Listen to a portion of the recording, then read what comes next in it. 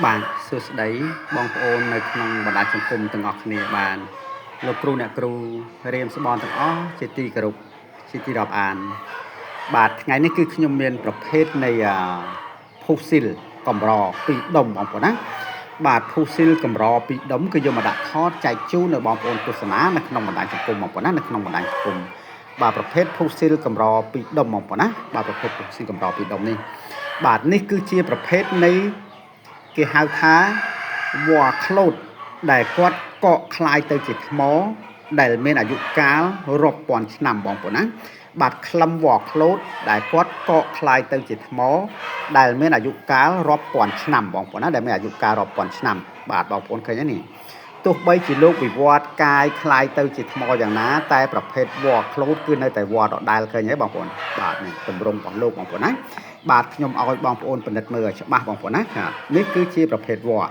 បាទហើយនេះគឺជាប្រភេទនៃវល្លិក្លូតបងប្អូនណាបាទនេះគឺជាប្រភេទវល្លិក្លូតដែលនៅស្រស់នៅរស់ពិតនៅមិនទាន់คล้ายទៅជាថ្មបងប្អូនណាបាទនេះគឺជាប្រភេទក្លឹមវល្លិក្លូតបាទហើយនេះគឺជាប្រភេទនៃភូស៊ីលវល្លិក្លូតបងប្អូនណាភូស៊ីលវល្លិក្លូតនេះឃើញទេបងប្អូនសាច់គាត់យ៉ាងណាគឺនៅតែជាវល្លិក្លូតដដែលបងប្អូនណាពិសេសត្រង់ថាលោកវិវត្តកាយคลายឡើងរហូតដល់កមួនគេហៅថាសាច់កញ្ចក់បងប្អូនណាបាទគឺសាច់កញ្ចក់បាទប្រភេទក្លឹមវល្លិក្លូត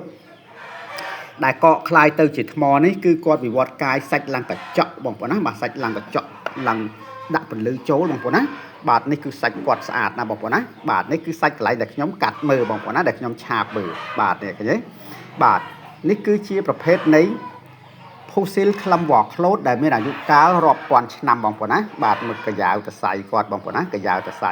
បាទបើយើងជ្រលក់ទឹករឹតតែមើលច្បាស់ជាងនឹងទៅទៀតបងប្អូនណាបាទនេះដូចខ្ញុំបានជម្រាបចឹងបាទនេះហើយគឺជារបស់ដែល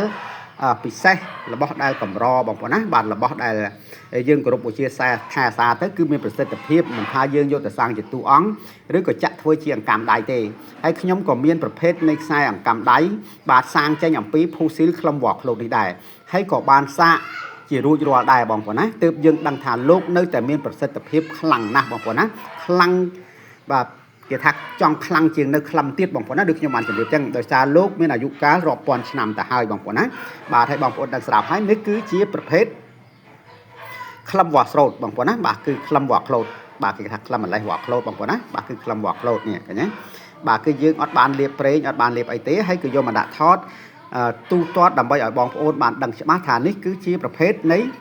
ភូស៊ីលក្លឹមវល្លិក្លូតបងប្អូនណាប្រភេទភូស៊ីលក្លឹមវល្លិក្លូតបាទអញ្ចឹងការប្រើប្រាស់របស់លោកគឺមិនធម្មតាទេបងប្អូនណាគឺមិនធម្មតាទេ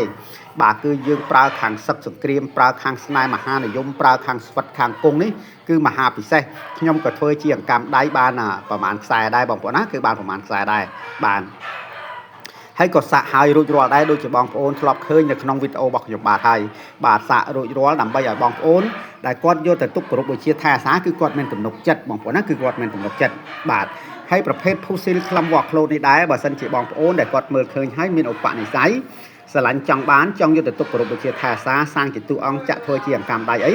គឺសូមតំណែងតាមលេខទូរស័ព្ទខ្ញុំបាទដែលនៅខាងក្រោមឬក៏តាមរយៈលេខ Telegram ខ្ញុំបាទគឺលេខ Smart ទាំងឯងបងប្អូនណាគឺលេខ Smart ទាំងឯងបាទហើយក៏សូមអរគុណច្រើនដែលបងប្អូនទាំងអស់ចូលទស្សនានៅក្នុង Page ខ្ញុំបានដែលមានទំនុកទុកចិត្តលើ Page ខ្ញុំបានឲ្យខ្ញុំបាទផ្ញើអីវ៉ាន់គ្រប់ទីកន្លែងទាំងអស់តែម្ដងបងប្អូនណាហើយបើសិនជាខ្ញុំនិយាយទៅក៏លើសលួសនៅពាក្យសម្ដីត្រង់កន្លែងណាមិនសមរម្យក្តីឬក៏រៀបរាប់មិនបានក្បោះក្បាយក្តីបងប្អូនណាក៏សូមខន្តីអភ័យទោសផងបងប្អូនណាសូមខន្តីអភ័យទោសផង